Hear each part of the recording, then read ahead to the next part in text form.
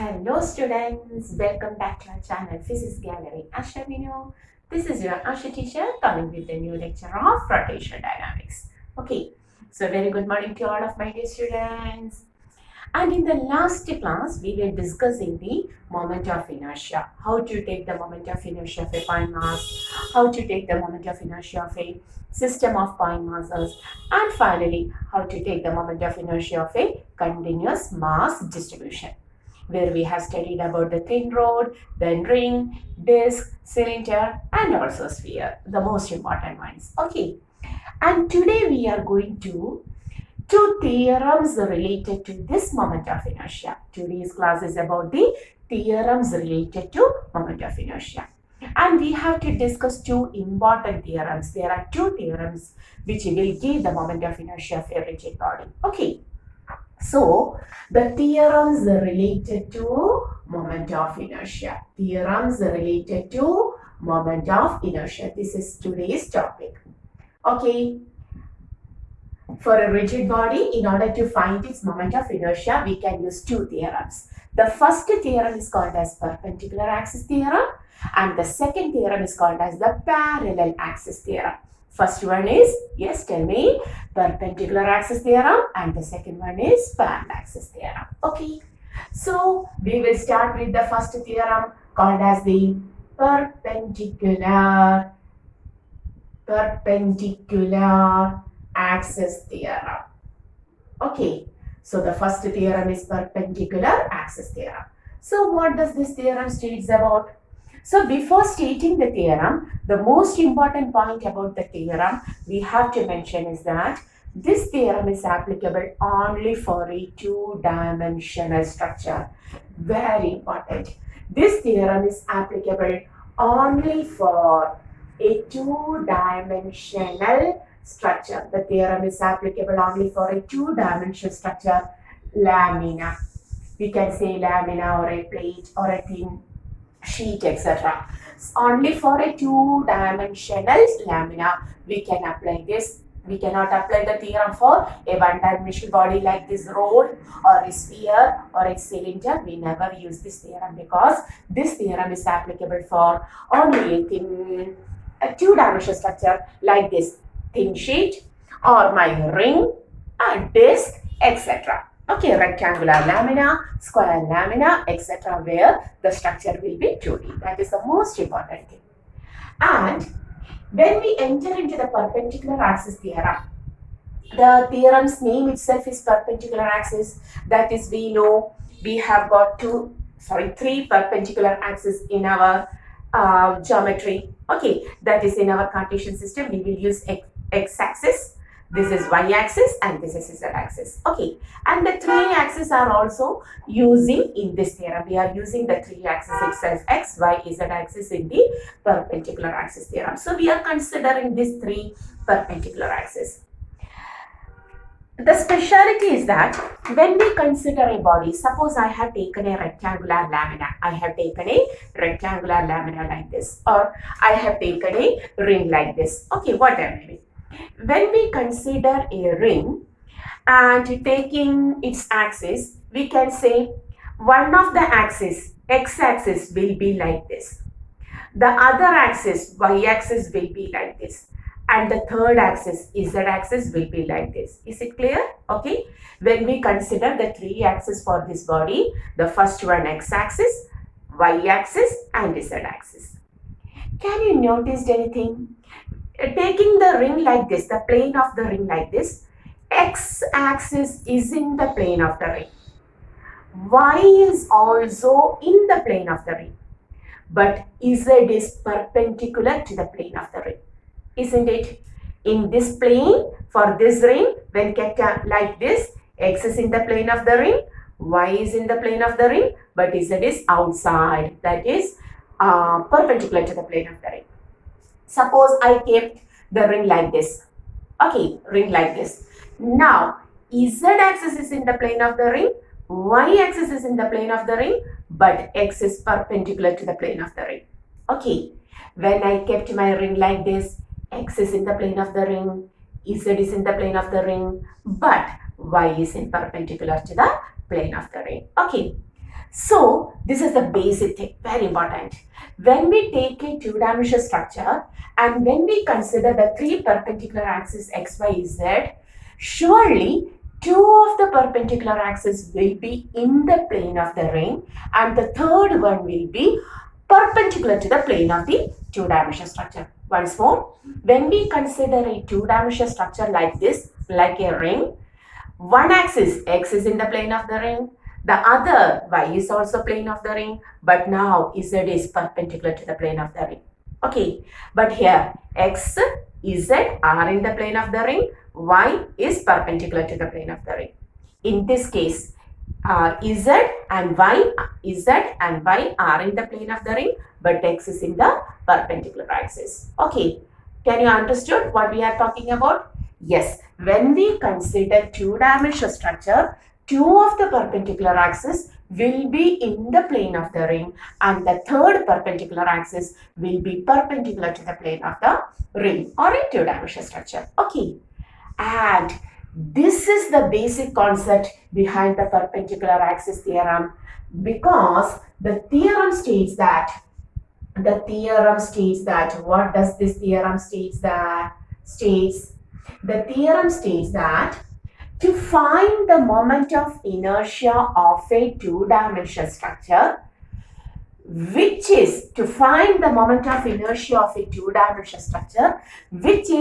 perpendicular to the plane of the body. That is, for this ring, z is now perpendicular to the plane of the body. Okay, so moment of inertia of the body along the z axis, which is perpendicular to the plane of the body, will be equal to the sum of the other two axes, the moment of inertia passing through the other two axes, that is x and y, which are in the plane of the body. Very important.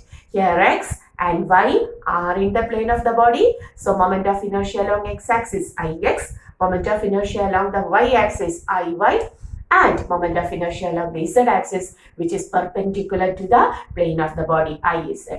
According to the perpendicular axis theorem, now iz, which is perpendicular to the plane of the body, iz will be equal to the sum of ix and iy, which are in the plane of the body. Okay, that is the importance of moment of perpendicular axis theorem, to find the moment of inertia by using the perpendicular axis theorem. The theorem states that the moment of inertia of a body, of a two-dimensional body, okay, the moment of inertia of a two-dimensional body along an axis which is perpendicular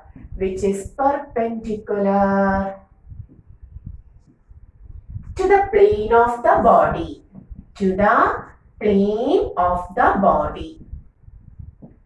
Okay, the moment of inertia of a 2D body along an axis which is perpendicular to the plane of the body will be the sum of the moment of inertias of the body passing through other two axes, two perpendicular axes, which are in the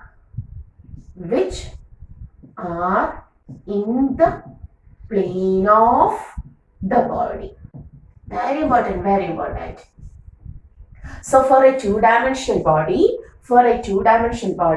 to find the moment of inertia of the body passing through an axis which is perpendicular along an axis which is perpendicular to the plane of the body, that is, this is the plane of the body, and to find the moment of inertia along this axis will be equal to the moment of inertia of the body along the other two perpendicular axes which are in the plane. Okay, x and y are now in the plane. Okay, clear? Okay, so in order to find the moment of inertia of a two-dimensional body along an axis which is perpendicular to the plane of the body, like this. Suppose I have taken a ring like this. Suppose this is my ring, where the ring lies in, the ring is in X, the ring lies in X, Z plane. Okay, now my ring is in X, Z plane. Okay, so if this is Ix and this is Iz, what is this? Sorry. If this is Iz, then according to the theorem, if I take a plane, if I take an axis which is perpendicular, okay, like this, if I take an axis which is perpendicular, oh, what happened? Sorry. Which is perpendicular to the plane. Now Iy is perpendicular to the plane of y-axis is perpendicular to the plane of the ring, and we can say Iy is equal to Ix plus Iz. Clear? Iy is equal to Ix plus Iz. Very important. The axis which we are adding together, the moment of inertia of the axis which we are adding together will be in the plane of the body, and the third one will be perpendicular to the plane of the body. Clear? If I take like this, if this is my ring, this is the plane of the ring, then Iy plus Iz will give Ix because Ix is perpendicular to them. Okay, clear? Okay, so this is called as the perpendicular axis theorem, and this can be applicable only for two-dimensional lamina. If the plane of the body is in XZ axis, then Iy is equal to Ix plus Iz. If the plane of the body is in YZ axis, then Ix is equal to Iy plus Iz. Okay, is it clear? Okay, so this is the perpendicular axis theorem. So hoping you will take the notes.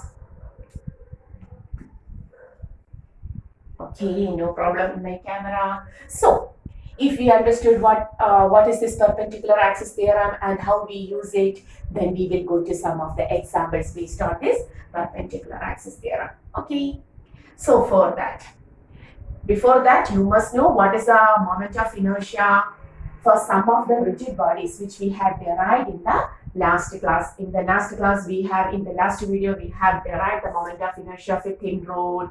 Okay. Then ring, disc, cylinders, and also about the spheres. Okay, among which we have to consider only two-dimensional structures in perpendicular axis theorem. So we are going to find the moment of inertia. Example 1. Okay, so take a ring. Suppose I have taken the ring. Okay, once more we have taken the ring. We have studied the moment of inertia. The ring in which axis? The ring lies in X, Z axis. The ring is in the XZ axis. If I take this as Ix, if I take this as Iz, and this as Iy. So, have you studied what is the moment of inertia of the ring passing through this axis, center perpendicular to the plane of the body? Yes, we have studied in the last class. It is mr square. What is Iy? Yes, it is mr square. Do you remember? Yes, we have derived it. If so, Iy is now equal to, we can write according to the perpendicular axis theorem, since y-axis is perpendicular to the plane of the body, we can say Iy is equal to Ix plus Iz. But surely Ix and Iz are symmetrical, are similar for a ring. For example, if I take Ix like this or Iz like this, whatever may be, they are similar. There is not at all any dissimilarities. If so, here Ix and Iy will be, Iz will be same. I will write Iy is equal to either 2 times Ix or it is equal to either 2 times Iz. This is mr square. So 2Ix is equal to mr square, or Ix becomes, what will becomes Ix?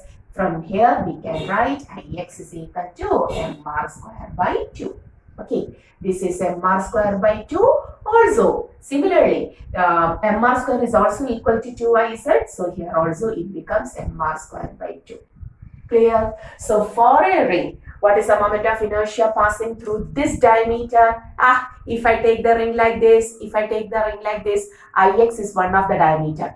Iz is also one of the diameter. Okay, then Iy is equal to Ix plus Iz. Diameters are same for a ring. Okay, so we can say Ix is equal to mr square by 2. Iz is equal to mr square by 2. On adding both, you will get Iy, which already we have derived. Iy is equal to mr square, an axis perpendicular to the plane passing through the center of mass. Okay. Clear? So these are two identical axes. So sum of the two will be equal to Iy. And they are identical. So taking 2 times Ix or 2 times Iz, you will get the moment of inertia of one of the axes, Ix or Iy. Clear? This also seems to be same. This is, what is this? Ix or that is, yes, that was Ix, correct. Ix, everything. Clear? Okay. Now suppose I am taking another example. I am taking a ring. Sorry, disk. We are taking a disk. Now we have taken a disk.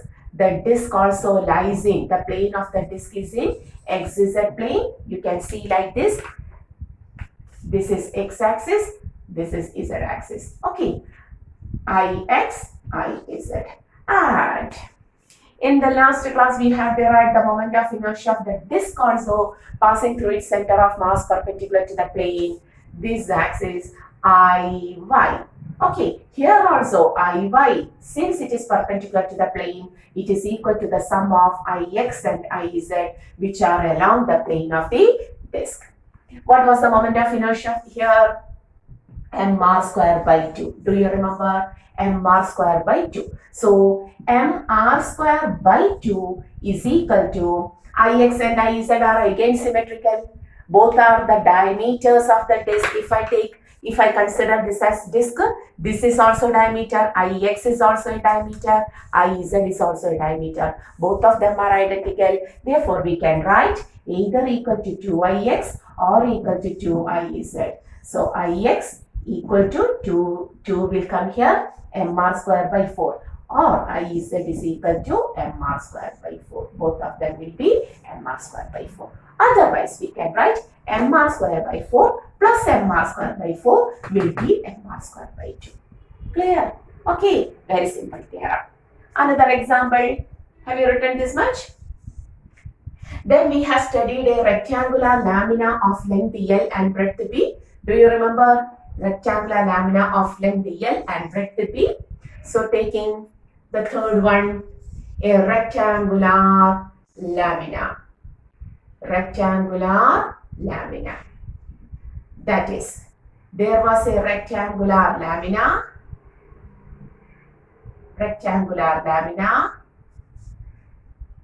of length L and breadth B. Okay. In the last class, we have studied when it is rotated like this. Okay. The moment of inertia was in this axis, which is Iz. The moment of inertia was ml square by 12. Do you remember? We have derived that. And when it is rotated like this, along this axis, the moment of inertia along x-axis, will be mb square by 12. Okay. Then, if the same body is rotated, if it is rotated along this axis, Iy becomes, okay, Iy perpendicular to the plane of the body equal to Ix plus Iz.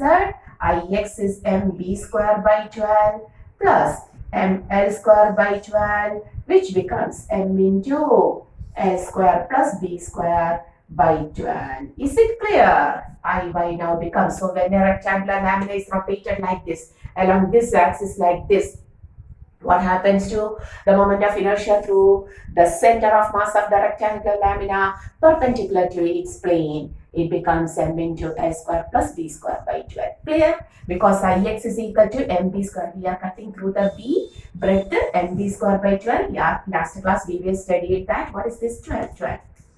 And when we passes through this axis, traversing the length, Iz becomes ml square by 12. So Iy, which is perpendicular y-axis, which is perpendicular to the plane of the rectangular lamina, equal to the sum of Ix and Iz, m into l square plus b square by 12. Okay. Suppose we have taken a square lamina. Clear? You understood? Suppose we have taken a square lamina. Now, taking a square lamina, what does this square lamina? All sides are of same length. Square lamina. That is, I had taken a square lamina like this. All sides are of same length. And the lamina lies along x-axis and also z-axis. Clear? Ix is equal to traversing the ma square by 12. Clear? Here also, Iz is equal to traversing A. Okay, length becomes A, breadth also becomes A. So the equation ma square by 12 in both sides. Then, if it is rotated in an axis passing through the center perpendicular like this. If it is rotated like this, what is Iy? Iy now becomes Ix plus Iz, which is equal to ma square by 12 plus ma square by 12, 2 times ma square by 12, that is Iy becomes ma square by 6. So what is the moment of inertia of the square lamina passing through the center of mass perpendicular to the plane? It becomes ma square by 6. Okay, clear? So these are some of the plane structures which we have to commonly study in this chapter: ring, disc, rectangular lamina and square lamina. So hoping you understood how to use this perpendicular axis theorem. Perpendicular axis theorem can be used only when the body is a two-dimensional body. The next thing, consider the three perpendicular axes passing through the body, among which two passes through the plane of the body and one will be perpendicular to the plane of the body.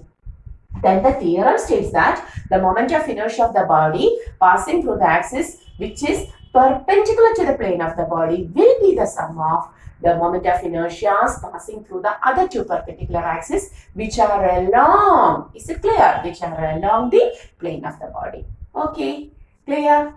And we have taken some of the examples also. So this is the perpendicular axis theorem.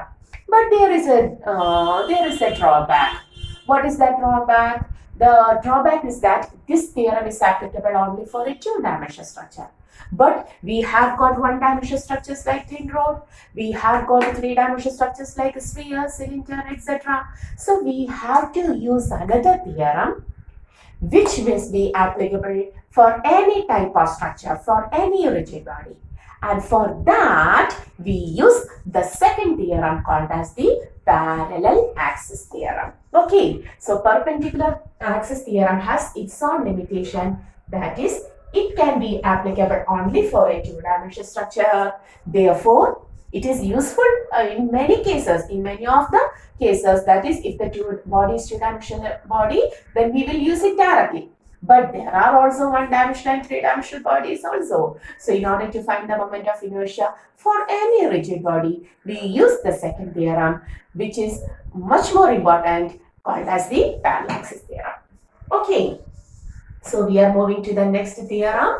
The next theorem is called as the Parallaxis theorem. So what is its importance? The first thing you have to write is that it is applicable for any rigid body, either 1D, 2D or 3D. Okay, so write along with me. You also have to write the second theorem called as the parallel axis theorem. Okay, Parallaxis theorem. What is its importance? It is applicable for all bodies. You can apply this theorem for any type of body, that is 1D, one-dimensional body, 2D and 3D body. Okay, you can apply Parallaxis theorem for any type of the body. And what does this theorem state that? Let us look on the theorem. Suppose we have got some rigid body. Suppose this is my rigid body, some rigid body. And I am going to rotate this rigid body through this axis. Okay, I want to find the moment of inertia of the body through this given axis. We are going to rotate this body through this axis like this. Okay, and in order to find the moment of inertia, it may be 2D, 3D, whatever may be, or you can use a one-dimensional structure also.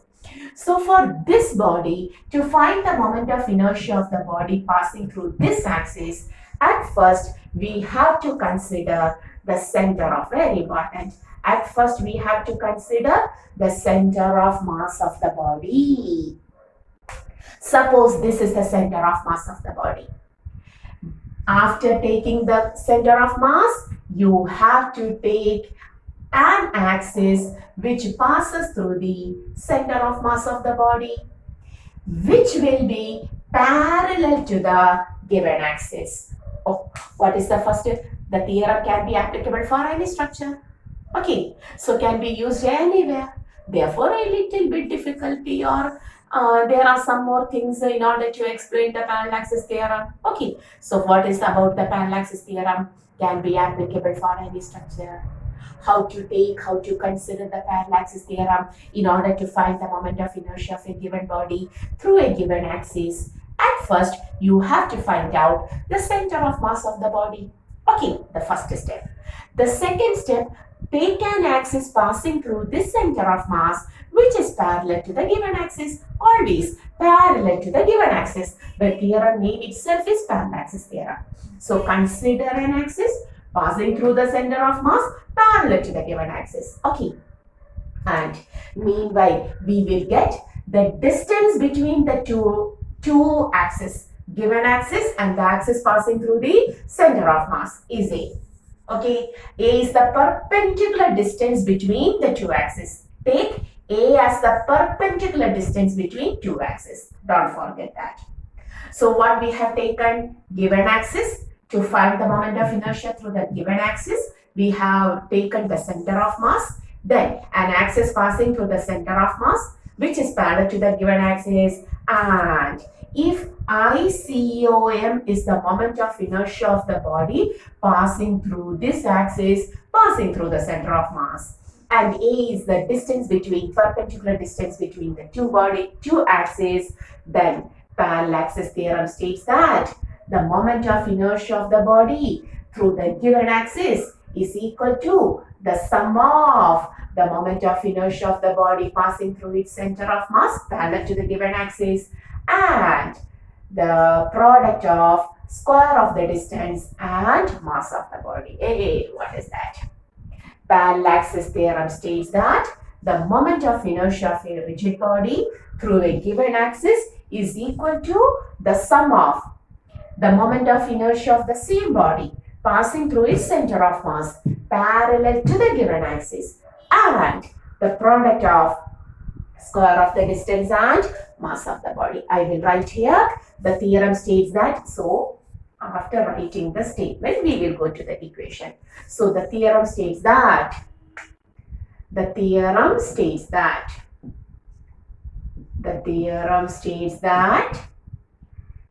the moment of inertia of a rigid body, any rigid body, through a given axis,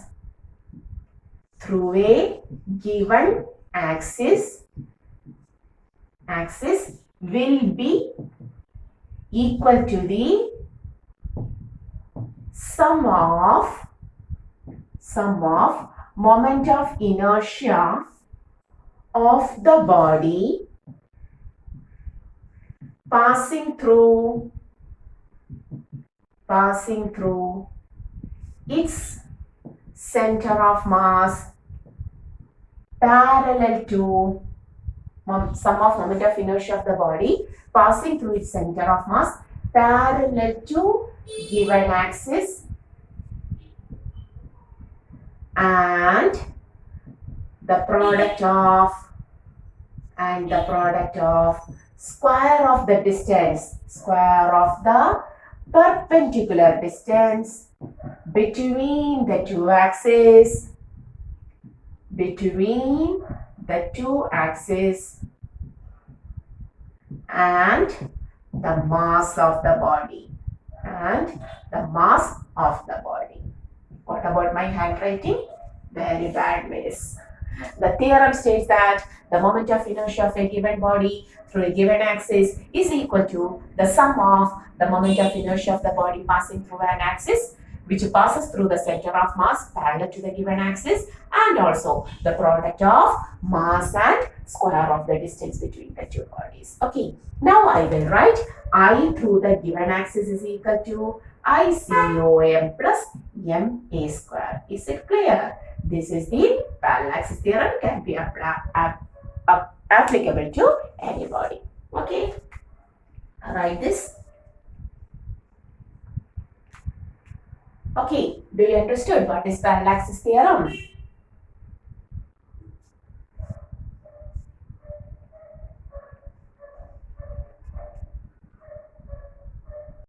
So we are going to apply this Parallaxis theorem. How to apply the Parallaxis theorem? So once more, hoping you understood what is this Parallaxis theorem. So it is applicable for any structure. So may I take a one-dimensional structure, which was the one-dimensional structure which we have studied about the moment of inertia. It was a thin rod. Do you remember? It was a thin rod. So I am going to apply the moment of inertia, but I am going to apply the Parallaxis theorem in order to find the moment of inertia of a thin rod. Okay, like this. Suppose I had taken the thin rod. This axis, an axis perpendicular to the plane of the rod, perpendicular to the rod, passing through one end. This is also already we have derived in the first lecture by using the basic concepts. But once more I am going to derive the moment of inertia of the thin rod passing through one end perpendicular to the rod by using the Parallaxis theorem. What was the value here? Do you remember? If the length of the rod is L, what is the moment of inertia passing through one end perpendicular to it? It was ml square by 3. We have derived it. But by using the Parallaxis theorem, whether it is correct. So to find the moment of inertia through this axis, consider the center of mass. Purely it is on the center. Take an axis which passes through the center of mass parallel to the given axis. Yes. Take ICOM. We have studied it as ml square by 12. Do you remember? The perpendicular distance between the two axes A is now equal to L by 2. So what is the moment of inertia now? According to the Parallaxis theorem, I is equal to ICOM plus MA square. That is ml square by 12 plus m into what is A now? L by 2 the whole square. So you will write ml square by 12 plus ml square by 4. What was the value? Taking the LCM to be 12, ml square plus 3 ml square. 4 ml square by 12, the moment of inertia, yes, correct.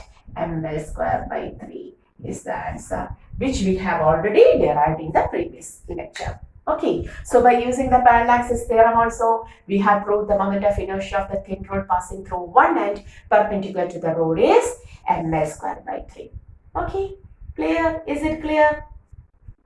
Suppose I had taken two thin rods. I have taken two thin rods.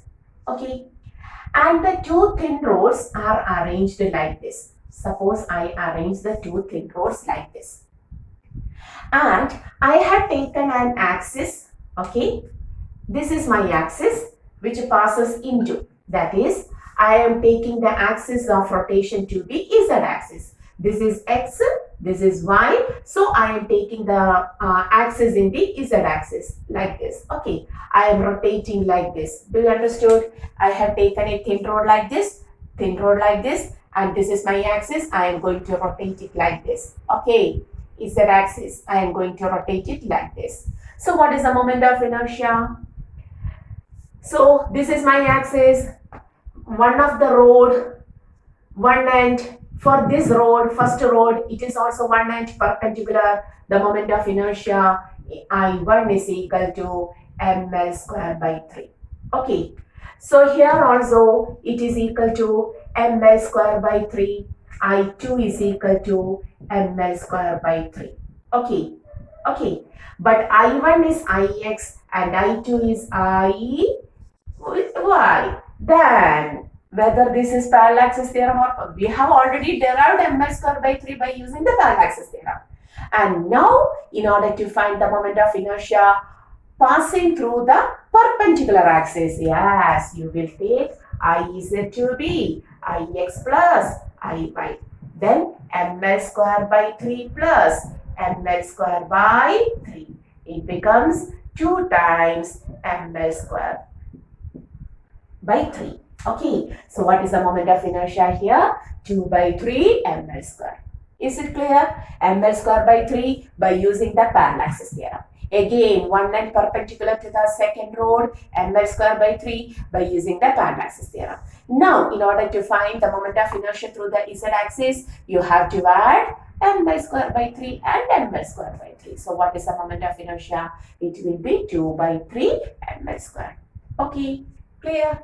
Now, suppose I have taken another system where also there are two rods. Two rods arranged in the similar way, having the same mass and length ml. Here also mass and length were same. That's why we were writing like that. Okay, mass and length were same. Okay, and now it is rotated from where? Suppose I am taking an axis like this. This is my axis of rotation. And I am going to rotate the body like this. Okay, this is the axis of rotation and the L-shaped structure is rotating like this. So how to take the moment of inertia? At first you have to take the moment of inertia of the first body, then moment of inertia of the second body, and adding them together you will get the total moment of inertia. Both bodies are rotating, so total moment of inertia will be the sum of the individual. Okay, can you do by yourself? Why not? For I1, this is the conductor, this is the road, sorry, not conductor, the road with mass m, length l, 1 net, perpendicular. Is it clear? For the first road, this is my first road. For that, it is 1 net perpendicular. I1 is equal to ml square by 3 itself. What about I2? Whether for this road, second road, it is at one end? No. This is the axis of rotation.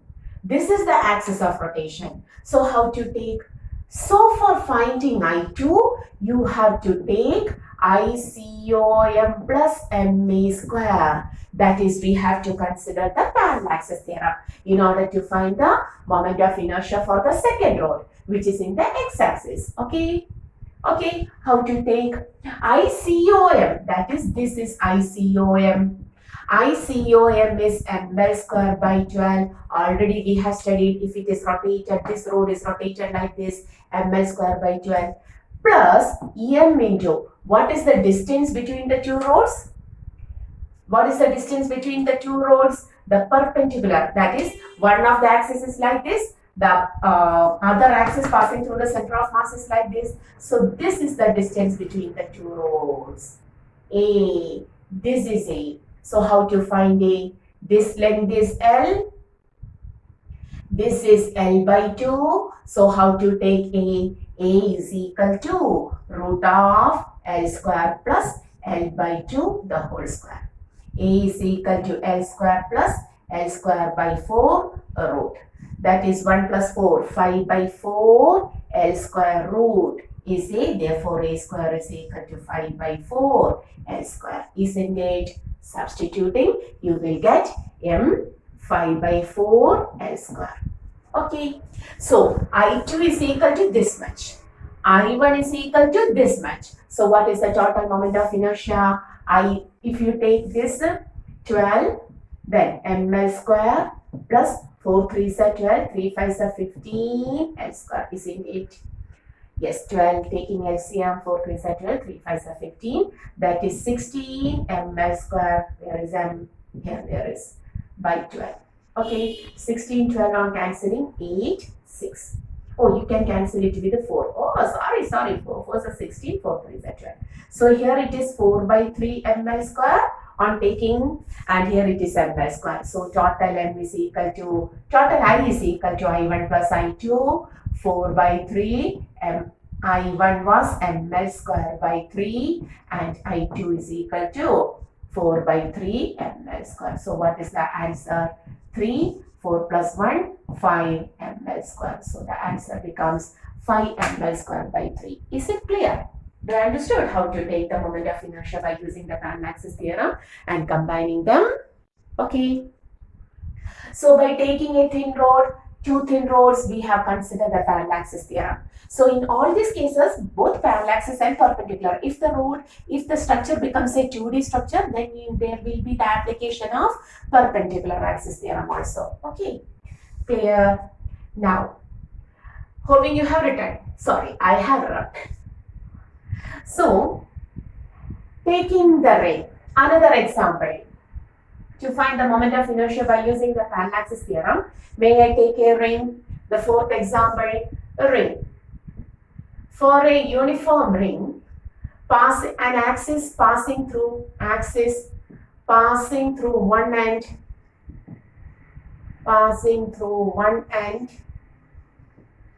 and perpendicular to the plane of the ring. Passing through one end and perpendicular to the plane of the ring. Like this. If the ring is in the x, z plane, I have taken this end. Oh, I will use another color. I am going to rotate like this. The ring lies in which axis? The ring lies in x, z axis. I have taken the moment of inertia passing through one end perpendicular to the plane, like this. So how to take the moment of inertia?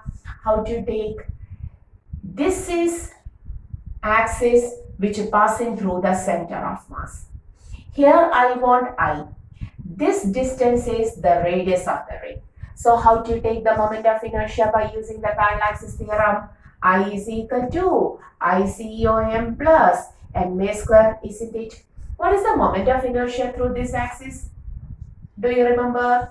Yes, in the last class we have studied mr square. This is mr square by 2. mr square by 2. This is mr square, isn't it? Okay, do you remember? mr square. Plus, again, m into perpendicular distance, mr square. So, mr square plus mr square, it becomes 2 mr square. Okay. If I take the ring itself, the fifth one, the ring itself through a tangent. I want a tangent through a tangent of the ring. That means ring is in x, z plane, and what is tangent?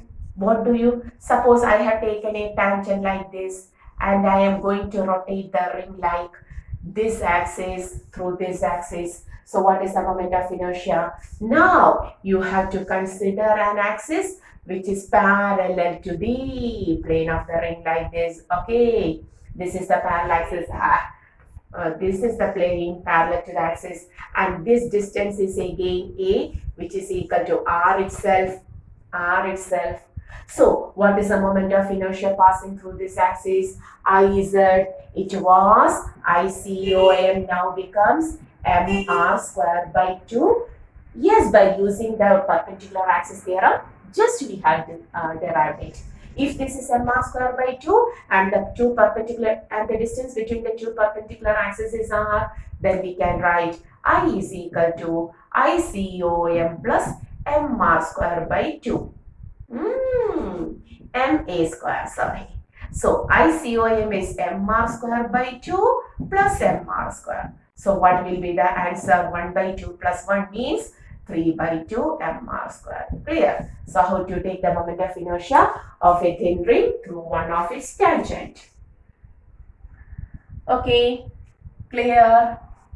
So ring, one end perpendicular. Ring, one end parallel. That is called as the tangent. Clear?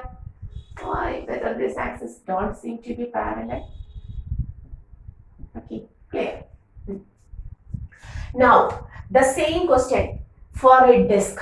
Now, question number 5th, you have to write separately. Don't do like this. Disk an axis passing through one edge and perpendicular. That is, this is a disk. Uniformly, the mass is distributed throughout the disk. The disk is like this. Okay. So, what is the moment of inertia passing through one edge perpendicular? ICOM plus MA square. A is again R, the same thing. But here, IZ is equal to MR square by. Do you remember? This is MR square by 4. Here also, Ix was equal to MR square by 4. And this was equal to, I is equal to ICOM MR square by 2. Okay, so how to write? Now the axis parallel to the given axis is MR square by 2. MR square by 2 plus MR square becomes 3 by 2 MR square. Okay. Sixth one, the disk itself, okay, but through one of the tangent, disk itself, but through one of the tangent. So what is this? ICM becomes MR square by 4. Okay, MR square by 4 plus MA square. It becomes 5 by 4 MR square for disk. Okay, do you understood? Let's go through the values. Okay. Now, hoping you have written, suppose I have taken a holosphere.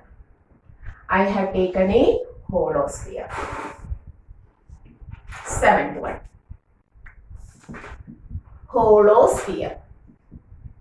For a holosphere, if I take a tangent axis through one of the tangent, this is my holosphere and I am going to rotate like this. So how to take the moment of inertia? At first you have to take the center of mass, an axis passing through the center of mass parallel to the given axis. This is again R, okay, ICOM, this is I, and according to the Parallaxis theorem, I is equal to ICOM plus MA square. What was the value of center of moment of inertia passing through the center of mass for a holosphere? Last lecture we have derived, it was 2 by 3 mr square plus mr square. Okay, so what will be the answer? What is mr square? M into the perpendicular distance between the two axes is again r. So 2 by 3 plus 1, 5 by 3 mr square. Okay, 5 by 3 mr square. Suppose we have taken a solid sphere. This was a hollow sphere. Now, suppose I have taken a solid sphere. Now, taking a solid sphere through one of the tangent. That is, the sphere is solid with uniform mass distribution through one tangent. The axis is again tangent. So, which is the axis? This is the axis. The solid cylinder is rotated like this. To find the moment of inertia, take the center of mass, take an axis passing through the center of mass parallel to the given axis. I see your value. This distance is again the radius. You want I. How to write? I is equal to the same thing. I is equal to ICOM plus MA square. What was the moment of inertia for a solid sphere? Last lecture we have derived it 2 by 5 mr square plus mr square. 2 plus 5, 7 by 5 mr square. Okay, so what is the moment of inertia? 7 by 5 mr square. Clear? Okay, now suppose I have taken a system containing 3 solid spheres, 3 identical solid spheres. Okay, I have taken a system containing 3 identical solid spheres arranged like this. Okay, the 3 solid spheres identical, all of them have the mass m, all of them have the radius r. And suppose the 3 spheres are rotated through an axis like this. Okay, this is my axis. So what is the moment of inertia for this system? How to find? You want the moment of inertia of this system containing three solid spheres of identical mass and radius rotated through this axis. So you can see the first body, if this is the first body, its moment of inertia I1 has to be taken. If this is the second body, its moment of inertia I2 has to be taken. I3. So the bodies are solid. Three identical solid spheres are arranged as shown and find the moment of inertia passing through the given axis. So how to take? Yes, the equation is I is equal to I1 plus I2 plus I3. Okay, what is I1? Passing through its center of mass, perpendicular. That is for a sphere, solid sphere passing through its center of mass, the value is always equal to 2 by 5 m r square. Isn't it? This is 2 by 5 m r square. But what about I2 and I3? Both the spheres, axis is given as the tangent. For this sphere, it is tangent. This sphere also, this is tangent. So I2 and I3 becomes tangent 7 by 5 m r square. So you have to write 7 by 5 m r square plus 7 by 5 m r square. So what will be the answer? 5 downward, 2 plus 7, 9, 9 plus 7, 60 m r square, isn't it? Yes. So what is the moment of inertia? 16 by 5 m r square. Is it clear? For this sphere, it is 2 by 5 m r square passing through the center of mass. Here it is a tangent. For tangent, we have just derived it as 7 by 5 m r square. Otherwise, you have to consider the Parallaxis theorem and have to derive that 7 by 5 m r square. We have already taken that. That's why not going to derivation. So this is 7 by 5 m r square, 7 by 5 m r square. This is 2 by 5 m r square. So total is 16 by 5 m r square. Clear? Okay, understood. Now taking another example for this spheres. So going to the next example, hollow cylinder. In the last lectures, we have derived the moment of inertia for hollow cylinder and solid cylinder. Through which axis? Its geometrical axis like this. If the hollow cylinder is kept like this and it is rotated through this axis, geometrical axis, it was m/r square equivalent to a ring. But now I am going to take the same hollow cylinder, but I am going to rotate it through its perpendicular axis like this. Okay, we are going to rotate it like this. So what is the moment of inertia?